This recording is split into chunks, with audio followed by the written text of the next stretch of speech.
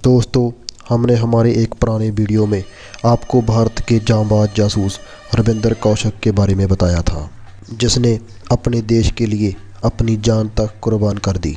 लेकिन आज के हमारे इस वीडियो में हम बात करेंगे एक ऐसे ही रॉ एजेंट की, जिसने चंद पैसों के लिए अपना ईमान और अपने देश को ही बेच दिया।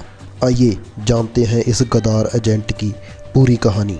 वीडियो को शुरू करने से पहले आपसे एक निवेदन करना चाहूँगा कि अगर आपको हमारी वीडियो अच्छी लगी तो हमारे चैनल को सब्सक्राइब करना बिल्कुल भी ना भूलें। इसके अलावा आप हमारी वीडियो को लाइक और उसके ऊपर कमेंट करके हमारा मनोबल और भी बढ़ा सकते हैं। तो चलिए दोस्तों, भारत के गद्दार एजेंट रविंदर सिंह की कहानी को हम शुरू से जानते हैं।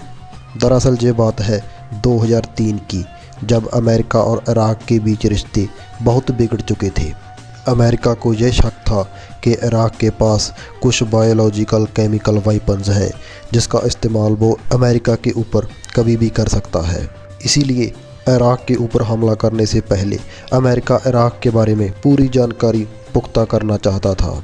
इसके लिए अमेरिका ने भारत से मदद मांगी, क्योंकि उस वक्त भारत और इराक के संबंध बहुत अच्छे थे।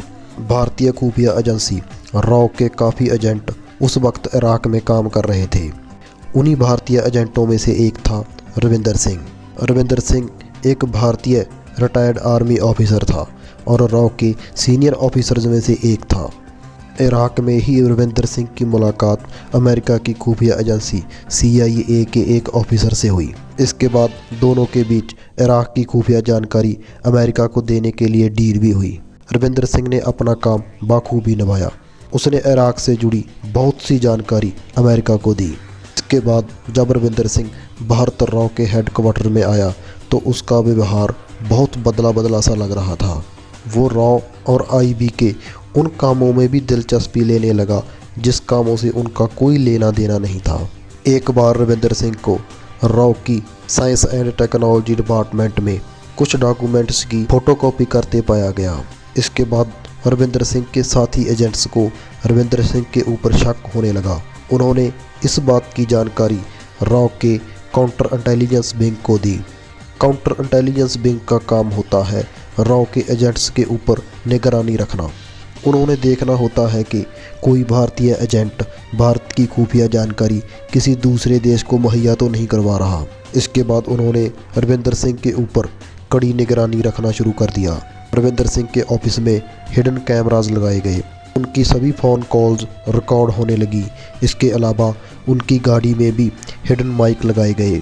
इसके अलावा जिस जिम में रविंदर सिंह जाता था, रॉ के एजेंट वहाँ भी उसका पीछा करते थे।